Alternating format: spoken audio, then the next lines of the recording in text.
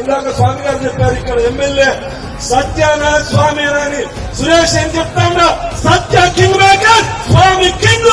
నీకేమన్నా డౌట్ ఉందా? కింగ్ తయారు చేసేవాడు కింగ్ మేకర్.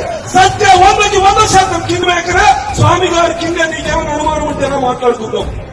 29 రిజర్వ్డ్ నియోజకవర్గాల్లో కొన్ని నియోజకవర్గాల్లో బలమైనటువంటి ఇతర కులాల సామాజిక వర్గాల రాజకీయ పెత్తనం ఉంటే 5 సంవత్సరాలకు ఒక్కరిని మారుస్తారు. చదువు రానటువంటి వాళ్ళని, చైతన్యం లేనటువంటి వాళ్ళని, అవగాహన లేనటువంటి వాళ్ళని ఎమ్మెల్యే అభ్యర్థిగా పెట్టుకుంటారు.